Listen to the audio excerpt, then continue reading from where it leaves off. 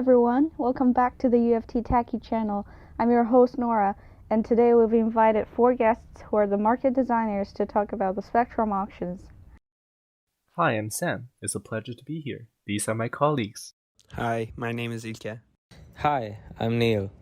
Hi, I'm Zifan, and thanks for inviting us, Nora. Our topic today is Spectrum auction. Can you tell us a little bit more about what it is? The spectrum auction, as you might have guessed by the name, is the auction of the spectrum. Because of the electromagnetic spectrum is a limited resource, our mobile phone and the internet require power and the frequency band.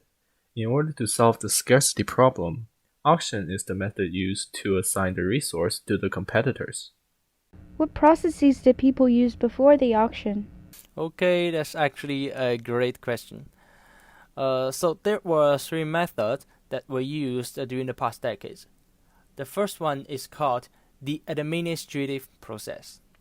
This is one of the ways for the government agents to allocate the rights of using spectrum. And the government issued the rights to the firms based on their reputations and exam reports. So people call this beauty contests, which means they cared less about the capability. So it's not a good method, is it? Nah, not really. It has some drawbacks. So first, the government consumed a lot of time certificating the firms. And secondly, the process gives them too much flexibility because no one knows the standards they use. And later, this method was highly criticized because it lacks transparency and allows favoritism. This method was mainly practiced in Europe and Canada, but it was terminated after the 1990s. How about the second method?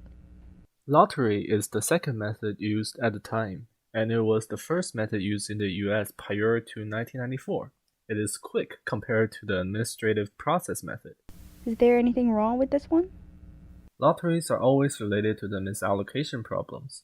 Some lucky firms who win the lotteries may be incapable of spectrum services, and these firms who are not technologically capable tend to sell their license to the other firms, so that it causes market inefficiencies. Interesting. Then what's the third type of allocation? The third method is the first come first serve method, also known as FCFS. European Union decided to use the FCFS method to address the allocation problems after the mobile telecommunication prosperously expanded in the 1990s. The functioning of the method is pretty self-explanatory. The winner of this allocation method is the bidder who submits their bid first. When compared to the other 2 types, this one causes less inefficiencies in allocation. Moreover, it is still used for allocating some frequency bands, but it is not as popular as it once was. Why didn't people stick to this method? One of the main reasons is that firms are allowed to resell their licenses, which is often known as the arbitrage problem in economics. Some firms that do not value the licenses as nearly as much as other firms can obtain these licenses if they act fast. These buyers do not intend to utilize these spectrum frequencies, but instead, they are interested in reselling them in order to make profits. Moreover, we cannot be sure that the bidder who makes a first bid is necessarily the one who values the license the most, regardless of them reselling or not. With the first come first serve methods, the competition is not related to valuations. It is more related to quickness for making the first bid. But at least there is some competition, unlike the first 2 methods. Nevertheless, rapidly expanding telecommunication services increase the scarcity of frequencies. And in scarcity, we want the licenses to end up in the firms that would utilize them and value them the most. Otherwise, we have loss in revenue and we have loss in market efficiency. You mentioned licenses, so only licensed companies can use the spectrum. Exactly. Spectrum auction is in fact auctioning the utilization right of specific frequency band, so only certain number of firms can get the government-issued licenses. Why is that? So there is only a certain band interval that is available. For example, if a certain band is occupied, then other firms are not able to use it at the same time. So there must be auctions to compete for the utility rights. However, a spectrum can be reused by multiple buyers if they don't interfere with each other. As long as the interference constraints are obeyed, a spectrum can be auctioned to more than one buyer, which greatly improves the utilization. So auctions come after these methods. Yeah, exactly. After observing improvements in revenue and efficiency, various economists has discovered and also analyzed the advantages of spectrum auctions. And some typical economists such as Cowper and Crupton has emphasized this idea. Well, later on, the auction format was influenced by an economist named Vickery, and it has changed to simultaneous ascending auctions. This was considered to be one of the most efficient and effective auction format at the time, because it potentially promotes truthful biddings, and thus can maximize the market efficiency. So firms would bid for the using right of spectrum just because it's a scarce resource. Yes, that's right. The electromagnetic spectrum is a limited resource determined by its physical property, as we mentioned. Once the frequency band is occupied, it cannot be used by others simultaneously. One way to deal with the scarcity problem is by splitting one monopoly firm into several oligopoly operators. This way, auctions can further mitigate the problem and assign the resources among different competitors. The demand for the spectrum rights is generally expected to exceed the supply. Therefore, a competitive licensing process, such as auctions, is generally required for efficient allocation and revenue maximization, although maximizing revenue is not the main goal in spectrum rights setting.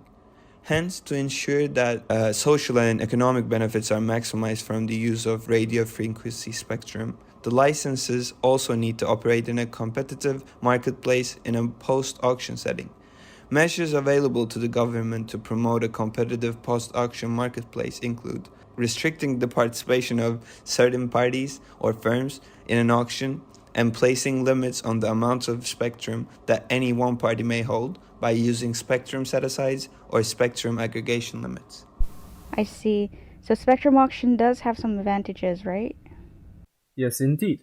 First, the spectrum is profitable. As a public tool, spectrum auction promptly increased the government revenue because the revenue of the auction is a net benefit of the government, and it helps alleviate the government deficit. Secondly, it is effective for the market due to the nature of the auction. No matter if it is first price auction or second price auction, firms want to maximize their utility, and when the ones with the highest valuation wins the bid, it will give the highest market efficiency. And there is one thing that I want to add. So the rules of spectrum auctions are quite flexible, which means governments can easily manipulate the bidding rules in order to achieve some political goals, such as, assisting minority-based and female-owned firms. And furthermore, the governments have rights to determine who is eligible to bid and can give some designated firms discounts in order to provide priorities to more appropriate firms and inject effectiveness to economies. So for example, foreign firms may need to offer a price that is 10% more than domestic firms in order to win if their governments want to promote domestic control and protect local enterprises. You said using auction format is profitable, so how much exactly can it earn? Well, there is a real case of the United Kingdom. So the UK generated £22.5 billion more than before in the auction of 5 licenses. This 3G telecom auction of 2000 was considered one of the most successful spectrum auctions in Europe since it generated the highest government revenue and raised GDP per capita by a lot. It is important to mention that the auction format has evolved throughout the years, and some new formats such as simultaneous multi-round auction and combinatorial clock auction are derived and implemented more popularly nowadays. Can you talk a bit more about that? Of course I can. In the simultaneous multi-round auction, all licenses are sold at the same time and biddings are open simultaneously until all biddings come to an end. This method is really useful in generating revenue and maximizing efficiency when valuations are additive. Where additive valuations simply refer to valuation over a set of items or a bundle as the sum of the values for each item in that set, which does not always hold in the spectrum allocation setting. Regardless, in SMRIs, licenses are not sold one by one anymore. Rather, they are simultaneously sold in multiple rounds, and bids are announced after each round. Hence, now the competition is more related to valuations of bidders rather than luck in lotteries or quickness in the first-come, first-served setting. That's true, and the SMRA greatly boosts the bidders' confidence, which helps them become more aggressive in order to eliminate, or I would say decrease the possibility of winner's curse. What's the winner's curse? Theoretically, it is the observation that the winner of an auction tends to pay more than what he thinks an item is worth, and the gap between the bidding value and the intrinsic value is typically caused by the incomplete information, emotional impulse, or some other factors that can affect the bidder. While as a result, the winner ends up overestimating the item's value by a lot. That's interesting. In later auctions, it was observed that these licenses have so-called synergies, which play an important role in the demand for these frequencies, and hence the allocation. Synergistic valuations suggest that some combination of these licenses are drastically more valuable than the other combinations. So the valuations do not have the additive property because the bundle can be more or less valuable than the sum of values of the individual items in that set. These synergies are most apparent in licenses in geographically adjacent locations or in licenses with similar frequencies. So bidders' valuations are highly interdependent, and not obtaining one license in that combination can drastically change its value. With synergies, complementary licenses have much higher valuations for some bidders, especially the global ones. So bidders who want to aggregate those complementary licenses tend to bid much more aggressively. However, if these bidders win an inferior subset of those licenses, rather than being able to aggregate all of them, they become exposed to the risk of losing profit even when they win some of those spectrum rights. So this is known as the exposure problem, and this caused regulators to deviate from SMRAs. Global bidders are usually the ones who are trying to aggregate more licenses, so this problem affects those bidders who make up most of the market and thus the market itself drastically. Moreover, it is said that if the bidders change their optimal bidding strategies appropriately to minimize the exposure problem, then this yields in inefficiencies in the allocation of the spectrum rights. Well, there's one auction format that may solve this problem. It was proposed in 2006, and we call that the combinatorial clock auction, as known as the CCA. What's the procedure of that? It actually contains two stages. So the first stage is a multiple round clock auction, and the auctioneer announces prices for all items, and the bidders respond with quantity demands at those prices.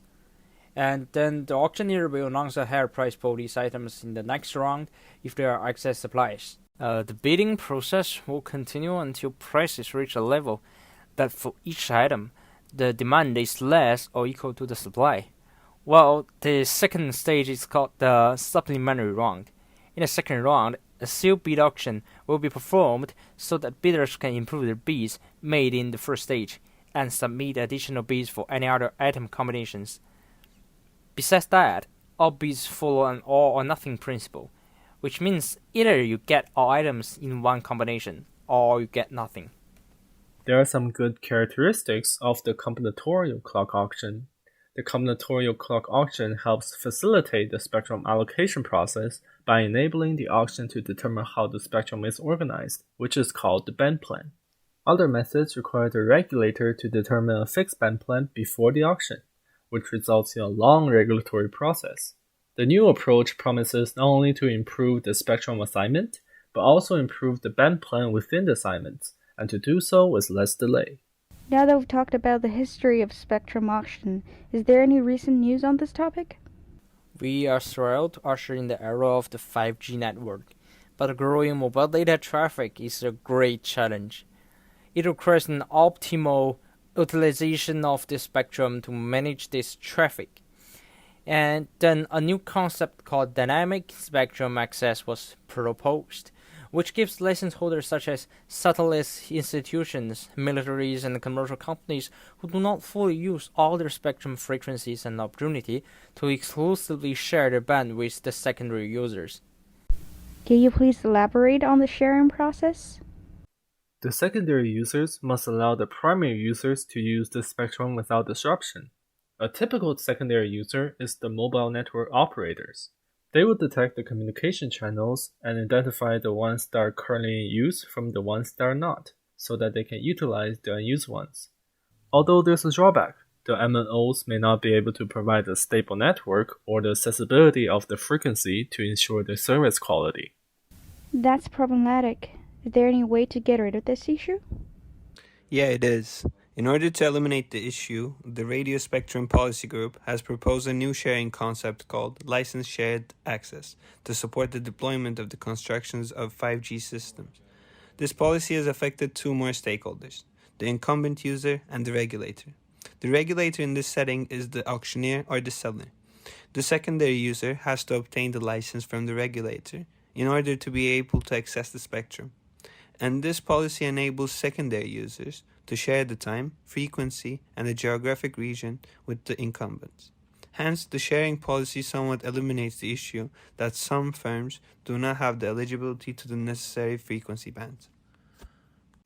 I can see that the incumbent users and the secondary users can both be guaranteed the quality of service. That's right. The spectrum is allocated more efficiently this way. The major difference compared to the 3G and 4G spectrum operation and the auction is the spatial reusability. Because the MNOs that are not interfering with each other, they can use the same spectrum band simultaneously.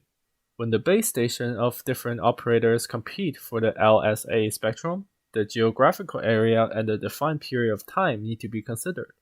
And technologically, two interfering base stations should not be allocated the same spectrum, so that MNOs can be divided into different groups prior to the auctions.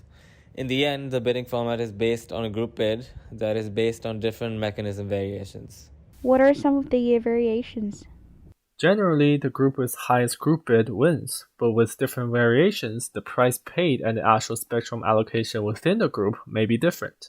For example, in the mechanism called TAMES, T-A-M-E-S, allocates the spectrum to every member of the winning group except the lowest bid of the group, and the winning players all pays the lowest bid. But in this case, if the player can be part of multiple groups, the player with the lowest bid may have incentive to announce a lower bid than their true valuation. In comparison, another mechanism called Trust, all players in the highest group bid are the winner, and each player need to pay a portion of the second highest group bid based on their own bid in the group. And under this mechanism, the player would in fact bid truthfully. These different mechanisms have different properties and goals, such as truthful bidding, revenue maximization, fairness in allocation, etc. So as an auction designer, it is important to look at the trade-off between these elements and find the best way to satisfy them that suits the real-life scenario. Alright, thank you for the information. Today we've talked about the evolution of spectrum auction from the 1990s to the present. I think it's a good time to end our discussion here, and thank you all for joining our podcast. Thank you for listening, and see you next time.